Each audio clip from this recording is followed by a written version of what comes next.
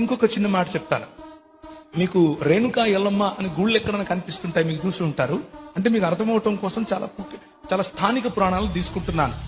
రేణుకా ఎల్లమ్మ కథ ఏంటంటే, ఒకసారి ఈ దాన్ని ఏమంటారు, జమదగ్ని అనే ఆయనకు భార్య ఉంటుంది.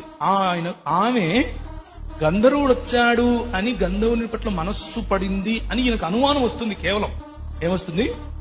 అనుమానం మాత్రమే. అక్కడేమి ప్రూఫ్లు, నిలబడి మాట్లాడాలు, ప్రభు చెప్పినట్లుగా ఆమెను రాళ్లతో కొట్టకుండా ఉండటానికి కావలసినటువంటి ఈ న్యాయ వ్యవస్థ ఏమి ఉండదు. అనుమానం వచ్చింది, ఒరే మీ అమ్మ ఏదో తప్పు చేసిందిరా ఏసేయి అన్నాడు. కత్తి తీసుకుని పరశురాముడు వేసాడు, తలదెంపేశాడు. ఇది సనాతన ధర్మం చెప్పేటటువంటి నియమం.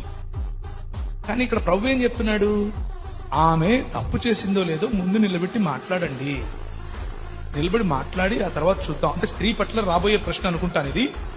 దాని తర్వాత అంటే రాళ్లతో కొట్టి చంపడానికి కోసం ఇది చేయలేదు, ఇది ఆమెను కాపాడటం కోసం చేశాడు అని చాలా బిబు చాలా స్పష్టంగా చాలా ఈజీగా చెప్పారు. కానీ సనాతన ధర్మంలో అలా కాదు. అనుమానం వస్తే వేసేయటమే. అనుమానం వస్తే చంపి, లేదు నాయన నువ్వు నాకు దాన్ని ఏమంటావు, నువ్వు నాకు వరాలు ఇవ్వాలి అన్నాడు.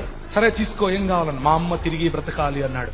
అరే ఎట్లయితుందిరా ఇప్పుడు, మన కష్టం కదా. అంటే అది గదిగో ఎల్లమ్మ పోతా ఉంది, నల్లగా ఉంది, లావుగా ఉంది, దాని తల తీసేసి మీ అమ్మ తలకాయ పెట్టు అన్నాడు. ఆమె బట్టలు ఇప్పుకొని పరిగెడుతూ ఉంటే అందుకే ఈ జోగిని వ్యవస్థ వచ్చింది. అందుకే జోగులాంబ అన్న గుడి ఉంది.